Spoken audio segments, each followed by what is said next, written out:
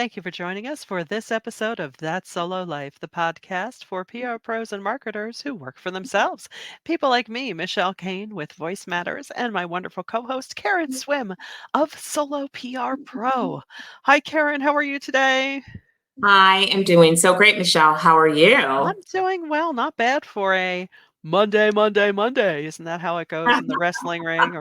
Or am I thinking dirt track races anyway?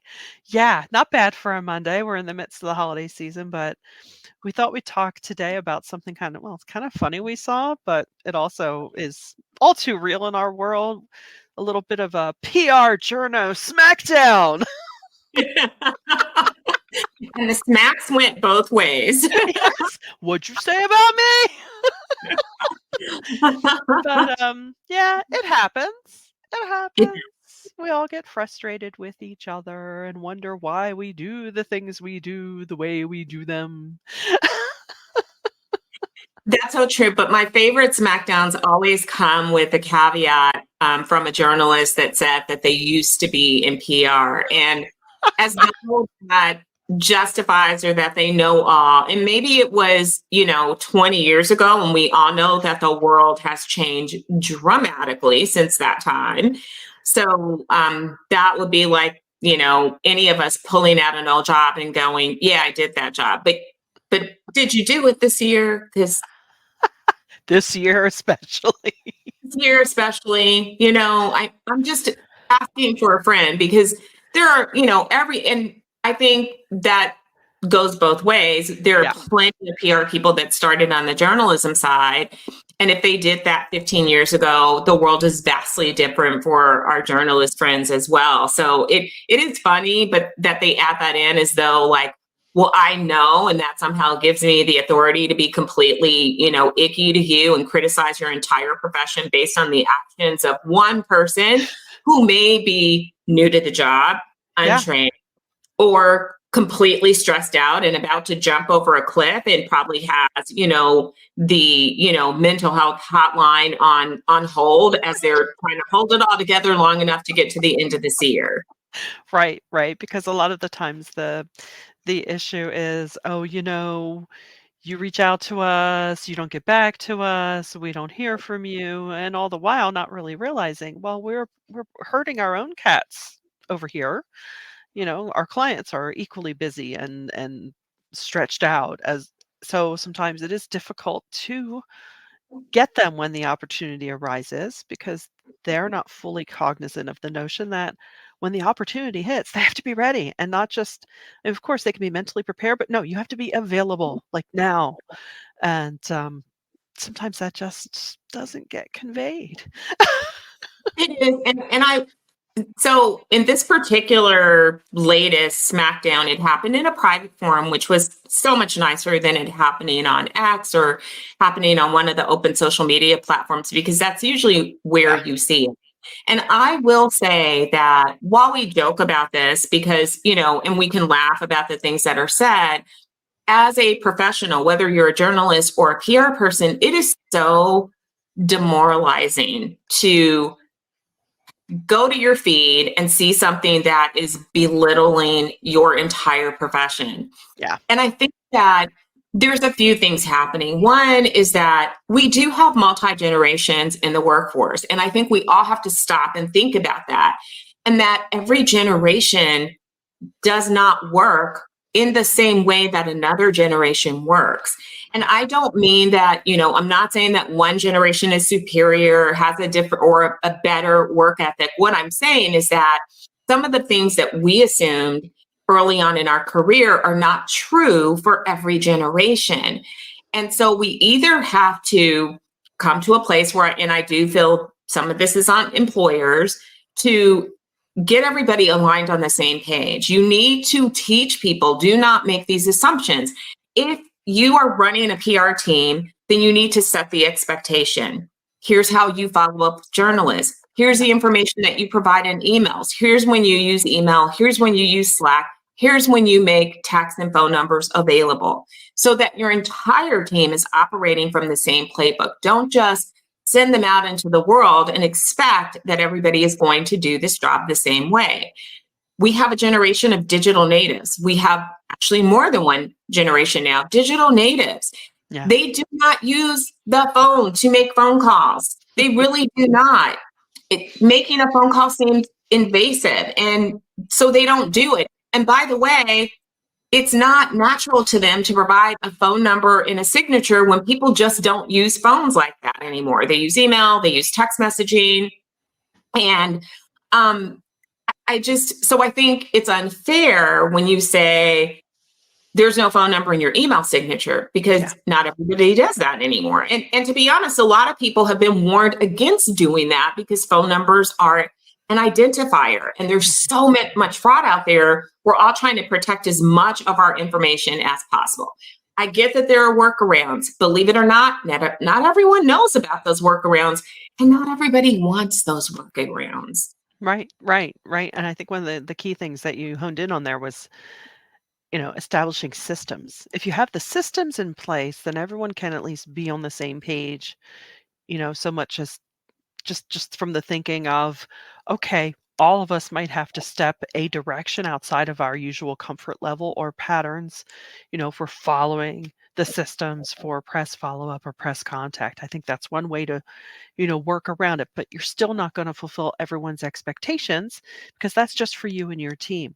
That's not for, every single journalist out there and their particular proclivities. Well, and it's interesting that you brought that up, because we all probably devour those how to pitch so-and-so. There's one pitch does this, how to pitch so-and-so, it's X publication. Those are great. However, the way that one person likes to be pitched is not the way another person likes to be pitched. Sometimes you'll go in a back and there are notes like, I only want to be pitched in the morning from 9 to noon in my time zone. I will not answer you if I'm interested. You'll just have to wait. I point out that as a PR professional, we are doing outreach to so many journalists. It is impossible to follow everybody's rules to the letter all the time. Sometimes you're just going to blow it. Sometimes with good reason. Sometimes you're needing to pitch a set of journalists on something that is time sensitive, and you are trying to get your work done and serve your client. So you may send an email that comes at 12:30 rather than by the noon cutoff. God forbid. I personally try to adhere to all those rules, but I'm saying it's really unfair and unrealistic to burden PR people.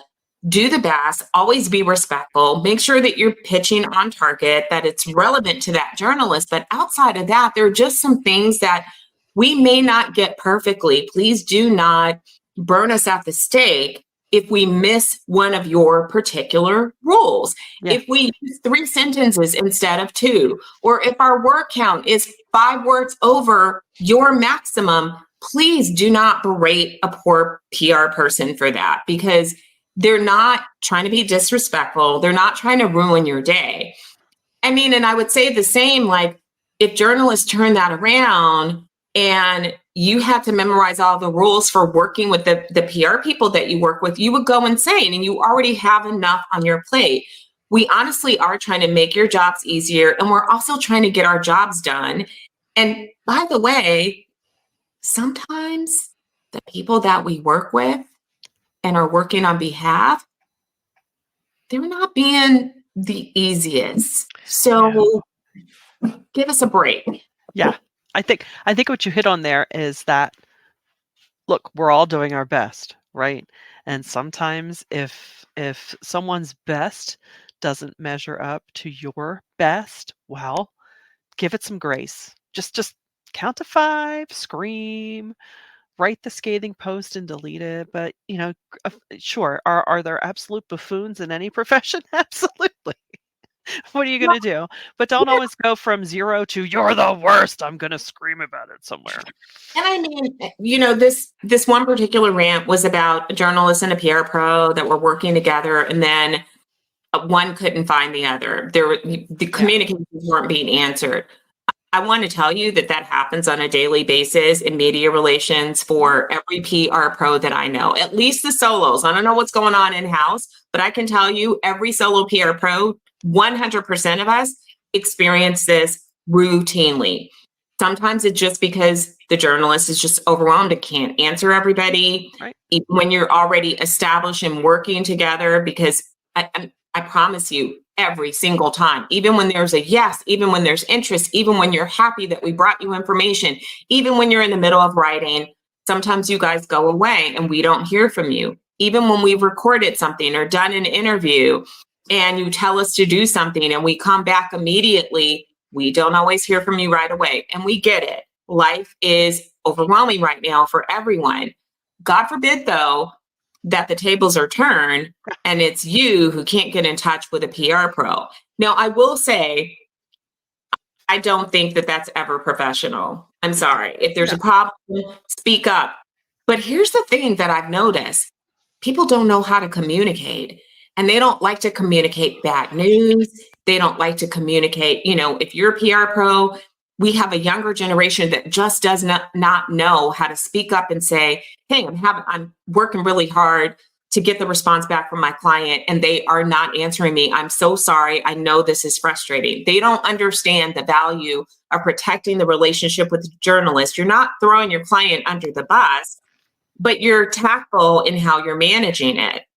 Yeah. They just say nothing because they're just not comfortable with it. I mean, have you ever gone into a store and watched how people don't even want to say hello because it's like this foreign thing now, and it's sad to me, of course. And I do think that if you're in PR, that we need to do a better job of training our incoming, PR people on soft skills as well as the hard skills. But Michelle, I love that you use the word grace. It's so appropriate. We just need to all give each other some grace.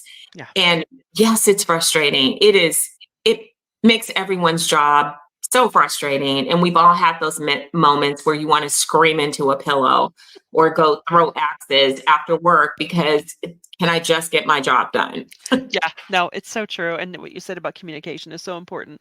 It's like we're reluctant to give an update that maybe isn't ideal, but Yeah. I always tell people I would rather you tell me the same information 2 and 3 times than not at all. Just hit me with it. I know how to hit the delete key if I don't want to hear it again. It's like, Yeah. it's really not that hard to do. And it is true. We're so almost used to this passive means of communication that we just don't want to do it. It's like, oh, do I have to do that? It's like, yeah, just do it. It really, it's kind of, we've all seen the different memes or the comics of, that feeling when I did that task that took 10 seconds that I've been dreading for 10 weeks. Just do it.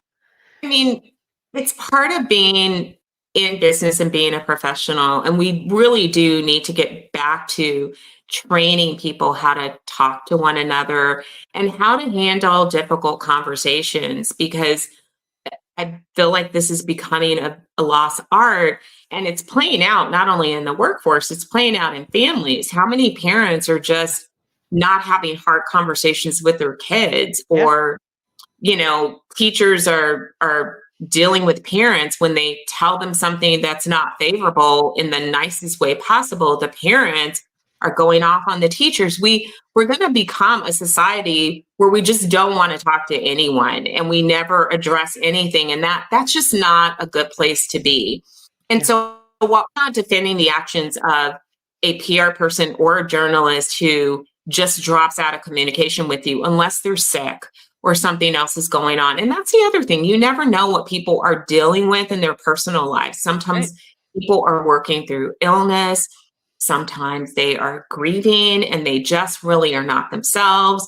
Maybe they're dealing with pressures at work that just are overwhelming. And so we do have to take a step back.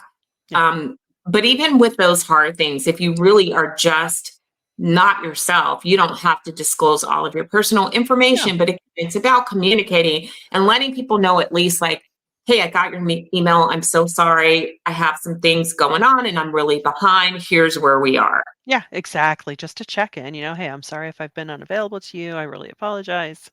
Here's the latest status." That's it. It doesn't have to be a big deal, No, even if the other person's making it a big deal. You don't have to answer at that level, right? You don't have to meet them at the same volume or level of annoyance. You can just sail on. That's the beauty of email. You don't have to just respond like that in the same tone. but please be available by a channel that you have set. Don't just ignore that channel. Exactly. Yeah, that's all we ask. Just have some grace. Don't ignore it. It really won't hurt. Let's just keep each other updated. Let's help us do what we do because goodness knows there's enough going on around us to add to our stress. So we don't want to do that. But we hope you've gotten some value out of our time together today. If you do, please share it around. Please hit us up with your best stories at soloprpro.com. We would love to hear that. And until next time, thanks for listening to That Solo Life.